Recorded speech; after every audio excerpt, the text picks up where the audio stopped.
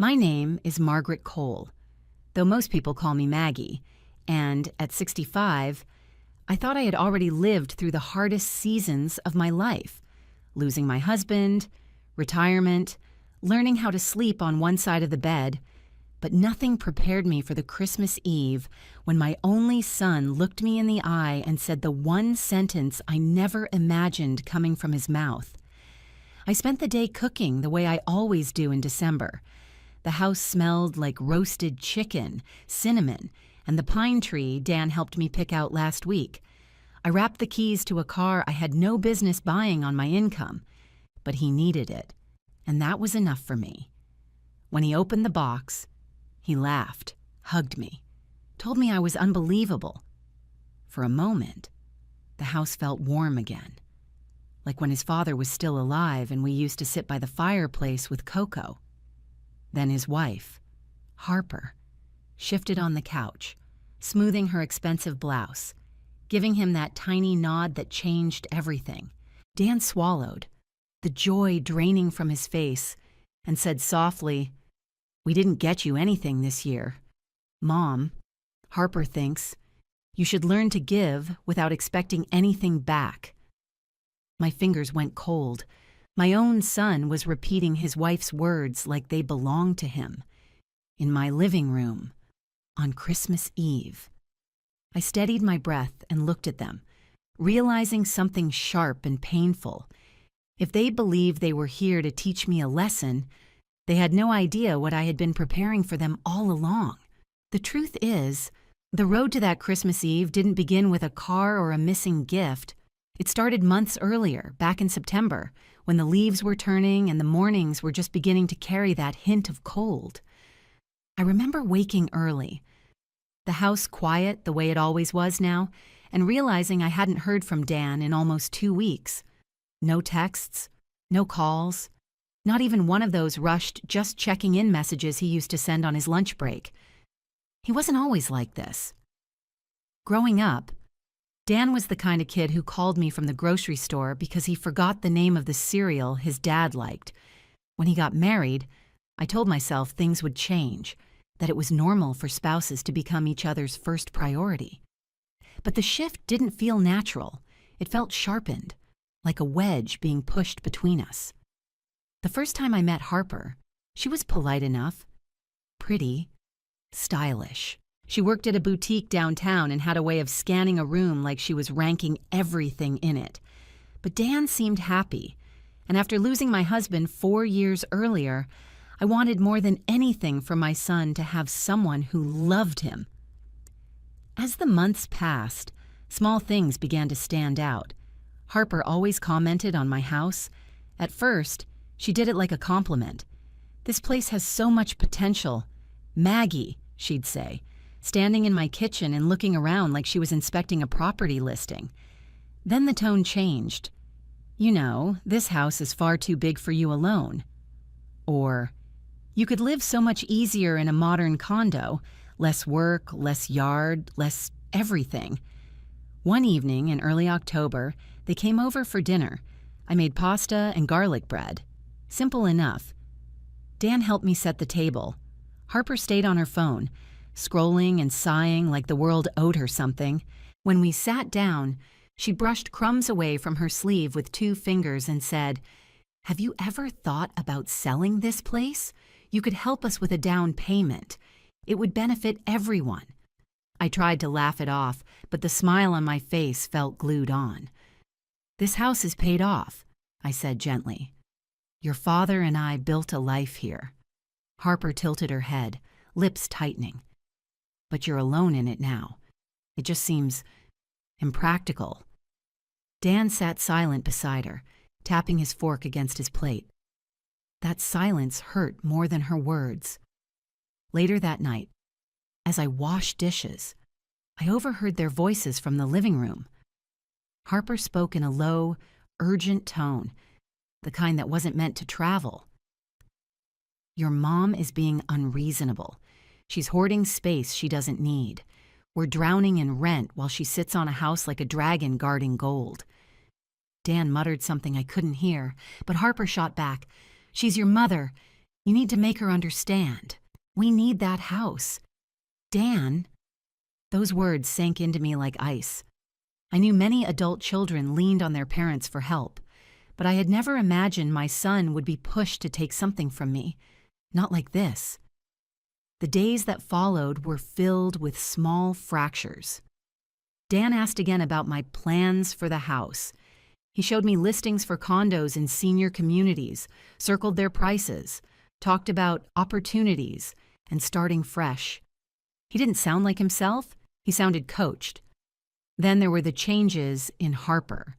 New handbags, new shoes, a shimmering watch that cost more than my monthly electric bill. She said they were gifts from the store, but boutiques don't hand out $1,000 watches. The more I saw, the more a tight, uneasy knot formed in my stomach. It all came to a head one Saturday during a backyard cookout. Dan helped me flip burgers. Harper stepped away to take a call, wandering to the far end of the yard. I didn't mean to listen, but her voice carried over the fence. "I told you I can't wear it around him," she whispered. "He'd start asking questions. Just give me time." Her tone wasn't playful. It was intimate, familiar, and the world tilted beneath my feet in a way I couldn't ignore. That evening, after they left, I walked through my quiet house, touching the banister, the old photographs, the place at the dinner table where Dan used to sit as a boy. Something was wrong, something deep, something I had to confront, no matter how much it hurt to admit the possibility that my son's wife might not only be pressuring him, but betraying him. I didn't know it then, but that moment in the yard was the first step toward discovering just how far Harper was willing to go and how much I would have to do to stop her. And whether I liked it or not, I was about to learn the truth. I didn't sleep much after that cookout. I kept replaying Harper's voice, the softness of it, the kind you use with someone who knows you too well. I tried to reason with myself, to find excuses for her, but the unease grew heavier each day. I needed answers, not suspicions. The person I turned to was Linda, my closest friend from church. She's the kind of woman who hears worry before you speak it. When I told her everything, Harper's attitude, the pressure about the house, the fancy gifts, and that conversation in my yard, Linda didn't dismiss any of it. She looked at me with the same calm she used when her daughter went through a messy divorce and said, "You need someone who can find the truth without getting emotional." She gave me a name, Mr. East Tokoi Patel, a retired police officer who now worked as a private investigator for small-town folks like us. Linda said he was discreet, fair, and didn't stir trouble unless trouble deserved stirring.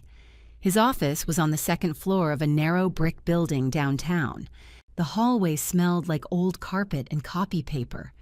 When he opened the door, I saw a man in his early 60s with kind eyes and shoulders still held like a man trained to observe before speaking. He listened while I told him everything, my worries about the house, Harper's pressure on Dan, her expensive new things, and the phone call. I tried not to let my voice shake, but even Patel could see how much it hurt me just to say it out loud. He nodded thoughtfully and leaned back in his chair. "I can't promise you'll like what I find," he said gently, "but I can promise I'll find what's real." I handed him the deposit, feeling equal parts guilty and relieved. I wasn't proud of hiring someone to look into my daughter-in-law, but there comes a point in a parent's life when you stop worrying about being polite and start worrying about protecting the child you raised, even if they don't realize they need protecting. For a couple of weeks, life moved quietly. I cooked. I cleaned. I went to church. I didn't breathe a word of what I had done. Dan called less and less. Harper never called at all. But at night, I lay awake, wondering what Patel might be seeing. Then, one Tuesday morning in late October, he called. "Maggie," he said, "we need to talk." My heart pounded as I drove to his office. When I walked in, He already had a file on the table. He waited until I sat before opening it. The first thing I saw was a photograph. Harper stepping out of a car I didn't recognize. Not Dan's car, not her old sedan. A sleek SUV, spotless and new. Behind her, closing the driver's door with a familiarity that made my stomach turn, was a man I had never seen. "This is Lucas Ward," Patel said. "Sales manager at the new dealership off Route 9. He flipped to another photo. Harper and Lucas walking into a hotel. Another leaving a restaurant. Another standing too close at a parking lot, her hand brushing his arm. I stared so long my eyes burned. Patel spoke softly, giving me time to breathe. "There's more," he said, sliding receipts forward. Hotel check-ins paid with Lucas's card, restaurant bills for two, signed by him, and the worst, a purchase order for a luxury watch, delivered to Harper.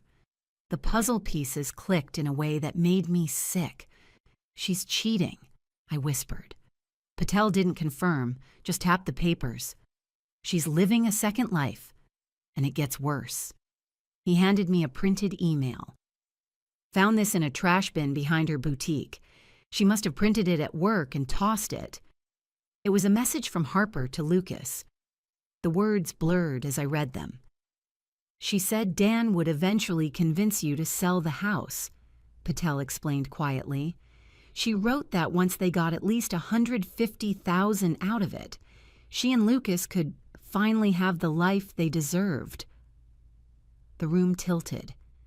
I gripped the sides of my chair, trying to steady myself. Harper wasn't just betraying Dan. She was planning to gut him financially, and she didn't care if the knife went through me first. Patel placed a gentle hand on the table. "I thought you should know before making any decisions." Decisions. The word echoed in my mind long after I drove home.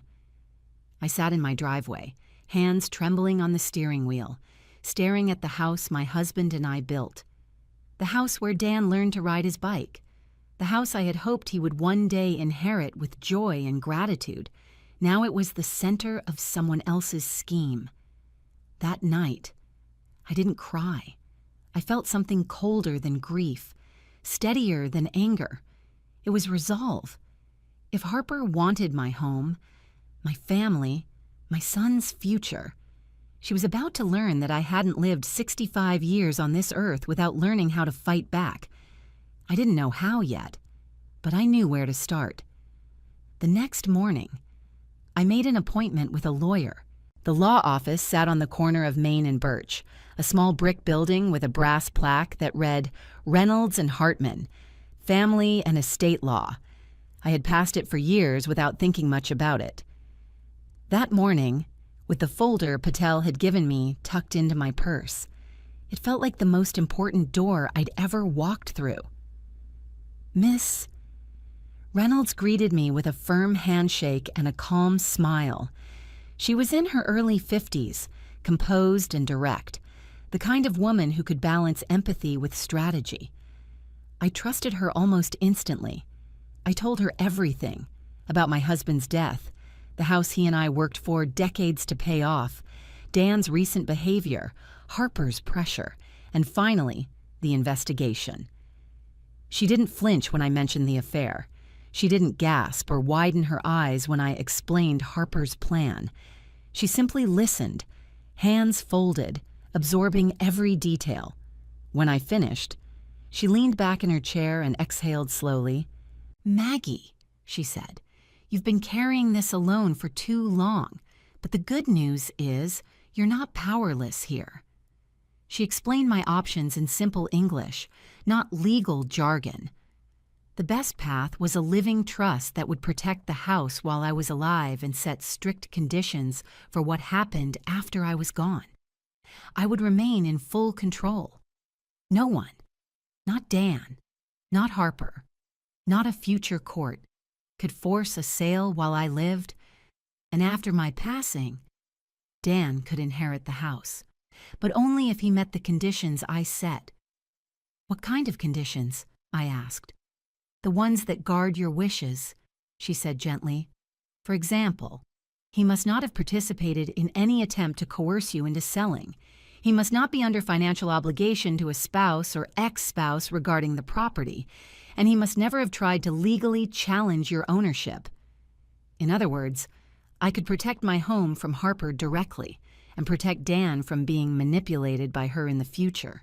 I felt something unclench inside me for the first time in months. I signed the documents. Ms.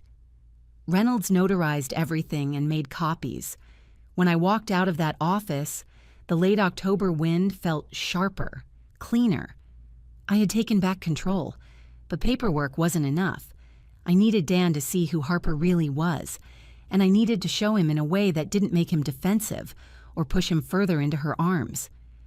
That night, I sat at my kitchen table with Patel's file spread before me. I read every line, every receipt, every photo. Each piece felt like another thread unraveling the life my son thought he had. I hated what I was about to do, hated that it had come to this, but pretending everything was fine would only leave Dan deeper in Harper's web. I made my decision. I would give them both a Christmas Eve they would never forget. I invited them to dinner the next morning. Harper replied within minutes, something she rarely did. Looking forward to discussing the house. She wrote. Dan sent a thumbs-up emoji, which stung more than it should have. Over the next weeks, I prepared the way someone prepares for a storm. I cooked, I cleaned, I decorated the house, even though the joy behind it felt strained. I bought Dan the car he desperately needed, telling myself that a mother doesn't stop loving her child just because he's lost his way. But every time Harper walked into my home, her eyes drifted over the walls, the floors, the staircase, the kitchen counters. She wasn't admiring it. She was taking inventory. 2 days before Christmas, I walked into the dealership where Lucas worked. I didn't confront him, I simply looked. He leaned on a desk, laughing with coworkers, adjusting his tie with the same hand that had held Harper in those photographs. He looked like a man who carried no guilt, no fear of consequences, a man who thought he'd never get caught. On Christmas Eve morning, I pulled out Patel's file one last time. I placed the photographs, receipts, and the printed email into a large envelope. I added a small USB drive Patel had prepared, containing date-stamped videos from hotel lobbies. I held the envelope in my hands and whispered, "If this is what it takes to protect my son, then so be it." That evening, as the sun set behind the maple trees outside my window, I set the table with the good china.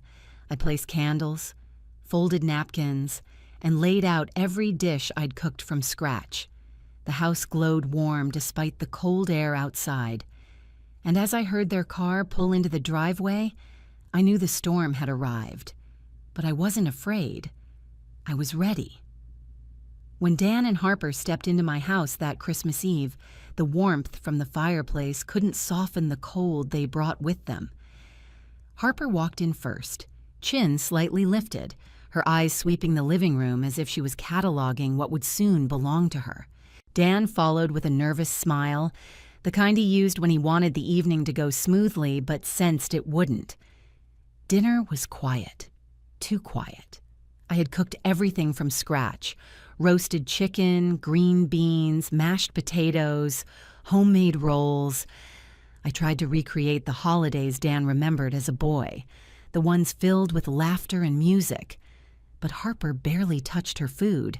She kept glancing at her phone, as if waiting for a message from someone she actually wanted to spend the night with. Dan talked about work, but even he seemed distracted, responding quickly whenever Harper whispered something into his ear. After dinner, we moved to the living room. The Christmas tree glowed softly in the corner. I handed Dan the small velvet box containing the car keys. His face lit up instantly. He hugged me with genuine gratitude, the kind that made all the quiet pain of the last months blur for a moment.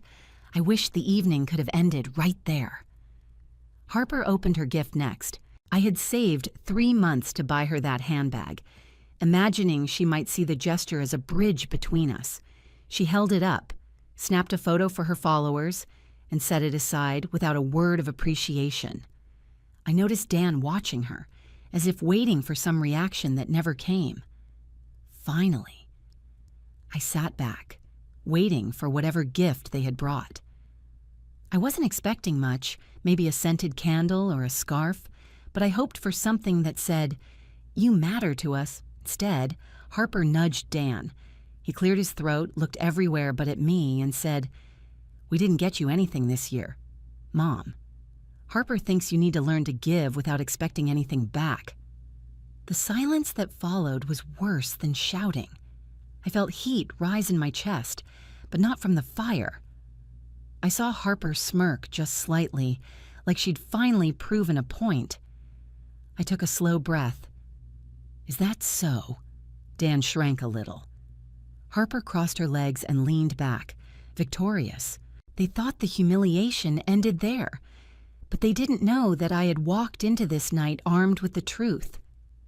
"Well," I said softly, reaching into the drawer beside me, "since we're doing lessons tonight, I have a gift of my own." I placed the large envelope on the coffee table. Harper's expression shifted instantly, tightening around the edges. Dan frowned. "Go ahead," I said. "Open it." Harper grabbed it before Dan could. The first photo slid out. Her face went pale. She stared at it for a full second before pushing it toward Dan. He took it slowly. When he saw Harper stepping out of Lucas's SUV with her hand brushing his arm, confusion crossed his face. "What is this?" he whispered. He shuffled to the next photo, Harper and Lucas entering a hotel lobby, another, sharing a dinner too intimate to ignore, another, Harper leaning into Lucas so closely it erased any thought of coincidence. Dan shook his head like he could undo what he was seeing. "Harper, tell me these are fake." She stammered something about editing, manipulation, obsession on my part. I said nothing. I simply placed the printed email between them. Dan picked it up. He read it slowly. His lips trembled as he reached the part where Harper described selling my house, splitting the money, and starting a new life with Lucas. His shoulders slumped. The weight of betrayal settled onto him in real time. "Why?" he asked her, voice barely audible. "Why would you do this?" Harper's panic snapped into anger. "Because I deserve more than living off your ridiculous salary while your mother sits on a house she doesn't need." The cruelty of her words stunned even her. She clamped her mouth shut, but it was too late. Dan stood, not quickly, but with a kind of slow devastation. "Get out," he said. Harper blinked. "Dan, get out!" His voice cracked, but the resolve in it was unshakable. Harper grabbed her coat, muttering threats about lawyers and rights, but none of it mattered anymore. The door slammed behind her, the echo slicing through the quiet house. Dan sank onto the couch, his hands covering his face. I sat beside him, not touching him yet. Sometimes a mother waits until the breaking is done before the comforting can begin. After a moment that felt like forever, he whispered, "I'm sorry, Mom. I'm so sorry I let her twist things. I don't even know how I got here." I reached out and placed my hand on his back, gentle and steady. "You trusted someone you loved," I said. "There's no shame in that." He leaned into me, exhausted and grief-stricken. The fire crackled beside us, warm and constant. Outside, snow began to fall, soft and slow, as if the world itself was exhaling. That night didn't give me joy. It didn't even give me satisfaction. But it gave me something I needed more than either. The truth. And the truth, painful as it was the only gift worth opening that Christmas Eve.